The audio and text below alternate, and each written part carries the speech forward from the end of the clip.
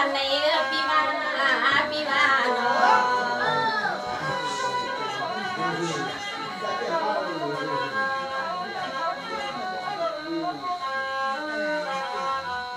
สวัสดีนี่ปีใส่ปีหยาก็ปีนี้ปีสงาปีก็ปีนั้นนอนพันปี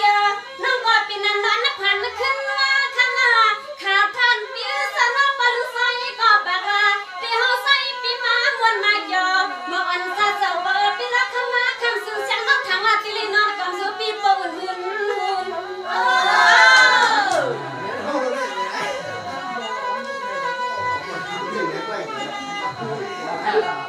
สางาว่าคำภาษาใส่ก็เป็นปีกามกามีอามุนบ่ตามตาข่าวนั้นคำขึ้นในเรื่องเสียงนั้นก็มีสุนลีทบสู่หน้าอันปางลีฮักเอ็ดลูสู่เสียงน้องว่างกับแต้มปีได้ลือลึงจริงน้องยอมเปียตางมัว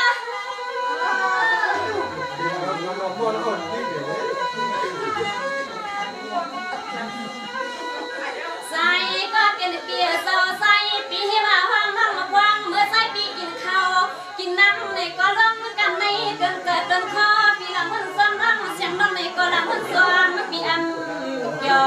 บอกอันอัดกะสองปอปีมีหางบปียาสู้ลีเฮาเล็ดกับดอยันเบิ่งกันเย้ามีหางบปีในปีว่าปีมา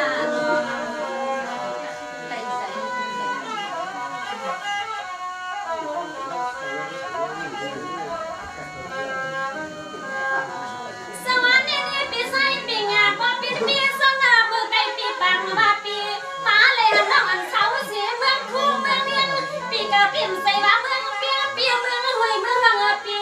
ว่าเมืองพาเลยป้าพาเปียมสิใส่ปีเฮาไก่ให้เฮ็ดด้วยกันใส่ปีเฮาไก่เฮ็ดให้เฮ็ดหน้าหากัน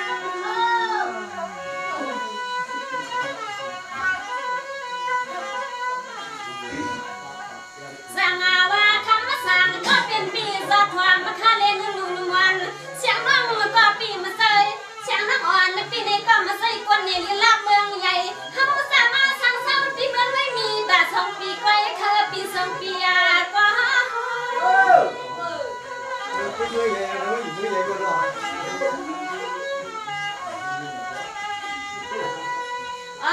นาเปิดจังนั้นปีคำหางลียิ้มลอยก็เป็นปีโซ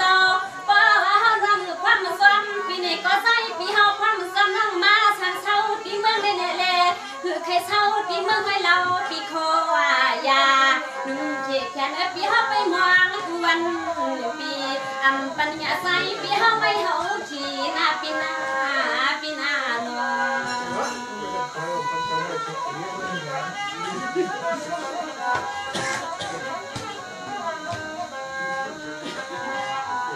สวัสดีคำสั่งก็เปลี่ยนปีสงาปีปังว่าปี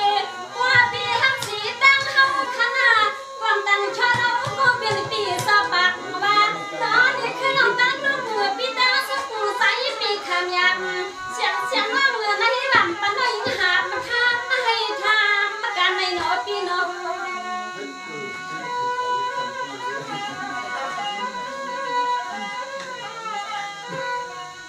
สางาว่าน้อเนี่ยปีงานใส่ก็เป็นปีสปักว่าเสียงอ่อนก็เป็นนั่งเนี่ยเปลี่ยนก็เป็นนั่งมือคำเป็นลูกเมียนมือห้องฟังสู่มือในปีภายใส่ปีเมียนเสียงน้อยก็นอนวันปากขาในใส่ซื้อก็ห้องมือแดงขับปีเหือนี่ว่าเป็นรถยนต์ของเราน่าใส่ก็เป็นปีสอฮก็เอ็นปีใส่ปีคอเลยเป็นนูเน่ลูกเน่ปีเสียฟังปีตั้งเมืองเฮาก็วาสนาปีงวงกันยาวเสาให้เสียไปก็อย่าปีให้กินเบิ่งตั้งกันปีว่าเนาะ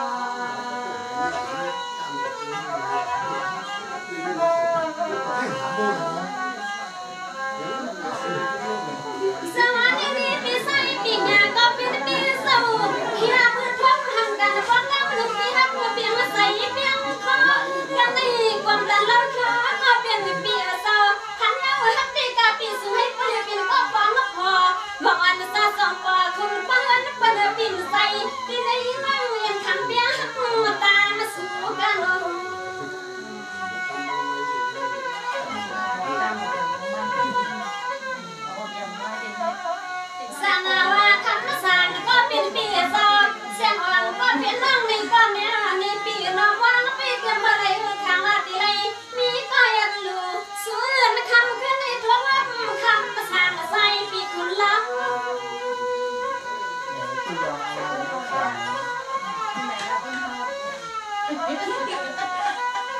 มา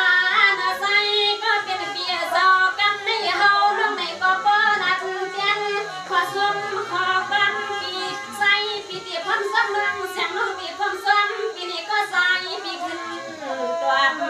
ป่านน้องมาเนี่ยคำสั่งปีสุดไปเนี่ยใส่ตั้งน้ำผู้ส่งปีตั้งน้องอยากซื้อสุดให้ผู้เลี้ยงใส่หน้าปี